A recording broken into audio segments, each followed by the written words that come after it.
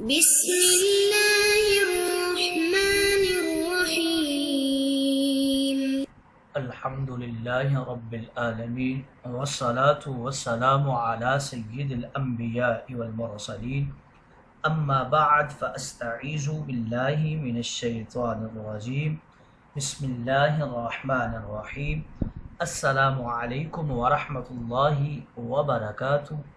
عزیز طلبہ کرام، امید کرتا ہوں احباب خیر سے ہوں گے۔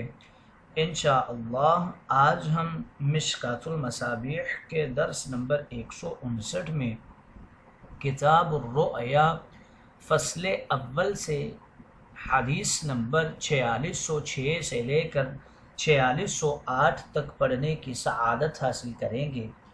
آج کے درس میں ان احادیث مقدسہ کا ترجمہ ہوگا اور ساتھ ساتھ ان احادیث مبارکہ کی توضیح و تشریح کرنے کی سعادت حاصل کریں گے۔ تو آئیے طلبہ کرام بلا تاخیر بڑھتے ہیں اپنے آج کے درس کی طرف۔ بسم اللہ الرحمن الرحیم۔ کتاب الرؤیا، خوابوں کا بیان۔ رب تعالی نے قرآن مقدس میں ارشاد فرمایا: لقد صدق اللہ رسولہ الرؤیا بالحق لتدخلن المسجد الحرام ان شاء اللہ آمنین محلقین رؤوسکم ومقصرین لا تخافون۔ رؤیا یہ باب فتح یفتح سے آتا ہے، لیکن مصدر کے بدلنے سے معنی بدل جاتا ہے۔ اگر مصدر رؤیتن آ جائے تو آنکھوں سے دیکھنے کے معنی میں ہوتا ہے، اگر مصدر رأین آ جائے تو رائے قائم کرنے کے معنی میں ہوتا ہے، اگر مصدر رئاتن آ جائے تو اس کو رؤیت پر پوسی کہتے ہیں، یعنی جن کے پھیپھڑے خراب ہو جائیں، اور اگر مصدر رؤیا آ جائے تو یہ خواب دیکھنے کے معنی میں ہوتا ہے۔ کتاب میں یہی مراد ہے۔ اللہ تعالیٰ نے انسان کے دل و دماغ میں نیند کی حالت میں کچھ علوم رب تعالیٰ ڈال دیتا ہے، جس طرح بیداری کی حالت میں ڈالتا ہے۔ نیند کی حالت میں انسان جو کچھ دیکھتا ہے اس کو خواب کہتے ہیں۔ خواب کی 3 قسمیں ہیں۔ پہلی قسم تو محض خیال ہے، گویا دن بھر انسان گھومتا پھرتا ہے اور آنکھوں سے مختلف چیزوں کا نظارہ کرتا رہتا ہے، اور رات کو خواب میں وہی چیزیں متشکل ہو کر آ جاتی ہیں، کیونکہ دل و دماغ پر انہی اشیاء کا نقشہ چھایا رہتا ہے۔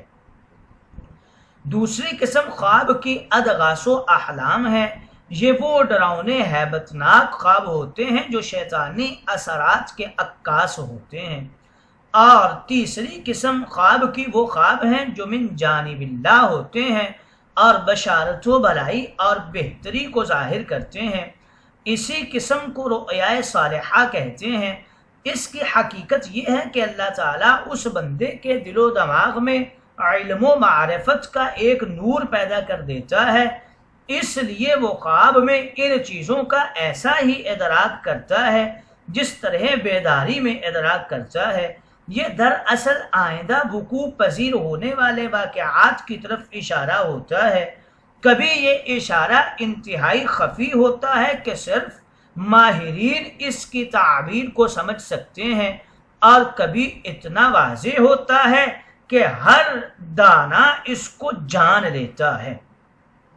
خوابوں کی تعبیر کے سب سے بڑے امام حضرت یوسف علیہ السلام گزرے ہیں، لیکن امت محمدیہ علی صاحبیہ الف الف تحیہ میں خوابوں کے سب سے بڑے امام علامہ محمد بن سیرین گزرے ہیں۔ خواب کی تعبیر علی رجل الطائر ہوتا ہے، یعنی جس نے جس طرح بتا دیا اسی طرح تعبیر وقوع پذیر ہو جاتی ہے، لیکن اس کے باوجود تعبیر خواب کے کچھ اصول بھی ہوتے ہیں۔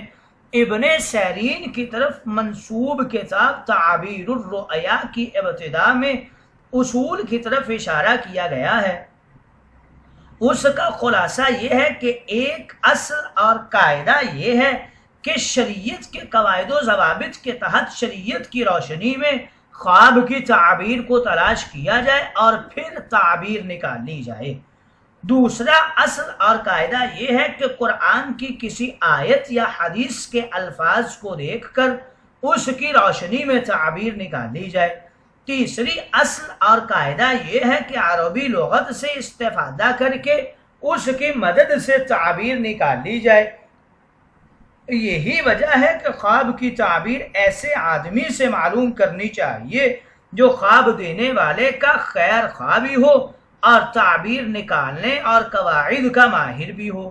خواب کی شرعی حیثیت یہ ہے کہ انبیاء کرام کے خواب وحی خفی کا درجہ رکھتے ہیں، اور دیگر صالحین کے خواب اگر شریعت کے کسی ضابطہ سے متصادم نہ ہوں تو ایسے خواب صرف باعث تسلی ہوتے ہیں، اس سے کوئی شرعی ضابطہ نہیں بنتا۔ احادیث میں سچے خوابوں کو مبشرات کہا گیا ہے۔ آئیے طلبہ کرام خواب کی تفصیل کے بعد بڑھتے ہیں آج کے درس کی فصل اول میں موجود احادیث مقدسہ کی طرف۔ حضرت ابو ہریرہ رضی اللہ تعالی عنہ راوی ہیں، عن ابی ہریرہ قال قال رسول اللہ صلی اللہ علیہ وسلم لم يبق من النبوة الا المبشرات قالوا وما المبشرات قال الرؤيا الصالحة رواه البخاری۔ وزاد مالک برواية عطاء ابن يسار يراها الرجل المسلم او ترى له۔ حضرت ابو ہریرہ رضی اللہ تعالی عنہ راوی ہیں، کہتے ہیں اور رسول کریم نے فرمایا نبوت کے آثار میں سے کچھ باقی نہیں رہا علاوہ مبشرات کے۔ صحابہ کرام نے عرض کیا یا رسول اللہ مبشرات سے کیا مراد ہے؟ آپ نے فرمایا اچھے خواب۔ یہ بخاری کی روایت ہے۔ اگلی حدیث مقدسہ میں اس بات کی طرف اشارہ ہے کہ امام مالک کی روایت میں یہ اضافہ ہے کہ مسلمان آدمی خود خواب دیکھے یا اس کے بارے میں دیکھا جائے۔ المبشرات کے حوالے سے ذکر کر رہے ہیں، یہ بشارت سے ہے، خوشخبری کے معنی میں ہے، یعنی نبوت کا دروازہ اگرچہ اب بند ہو گیا ہے، نبی آخر الزمان کے بعد کوئی نبی آنے والا نہیں ہے، لہٰذا آسمانی وحی کا نزول ختم ہو چکا ہے، اب خواب کی صورت میں صرف بشارتیں رہ گئی ہیں۔ خواب میں چونکہ غالب عنصر بشارت کی ہوتی ہے، اس لیے بطور غلبہ اس غالب حیثیت کو مطلقاً مبشرات قرار دیا گیا، ورنہ بعض خواب سچے ہوتے ہیں لیکن اس میں بشارت کی بجائے نظارت ہوتی ہے، یعنی غم کی خبر ہوتی ہے۔ اسی وجہ سے بعض علماء کرام نے کہا ہے کہ یہاں مبشرات سے مطلق خبر مراد ہے، خواہ وہ بشارت پر مشتمل ہو یا نظارت پر مشتمل ہو۔ اگلی حدیث مقدسہ کی طرف بڑھتے ہیں۔ حضرت انس رضی اللہ تعالی عنہ راوی ہیں، قال قال رسول اللہ صلی اللہ علیہ وسلم الرؤيا الصالحة جزء من 46 جزءا من النبوة متفق علیہ۔ حضرت انس رضی اللہ تعالی عنہ راوی ہیں، کہتے ہیں رسول کریم نے فرمایا اچھا خواب نبوت کے 46 حصوں میں سے ایک حصہ ہے۔ یہ بخاری و مسلم کی روایت ہے۔ جزء من 46 یعنی سچے خواب نبوت کا 46واں حصہ ہیں۔ یہاں پر اعتراض یہ ہوتا ہے کہ بعض روایات اور زیر بحث روایت میں بھی 46 کا ذکر ہے، مگر بعض دیگر روایات میں 26 کا ذکر ہے، بعض میں 46 کا ہے، بعض میں 76 کا ذکر ہے، جو بظاہر تضاد ہے۔ اس تضاد کا کیا جواب ہے؟ اس کا جواب یہ دیتے ہیں کہ اعداد میں تضاد نہیں ہوتا، کیونکہ عدد اقل عدد اکثر کے اندر ہوتا ہے۔ دوسرا جواب یہ ہے کہ یہاں کسی عدد میں حصر بیان کرنا اور تعین و تحدید بیان کرنا مقصود نہیں ہے، بلکہ محض تکثیر بیان کرنا مقصود ہے۔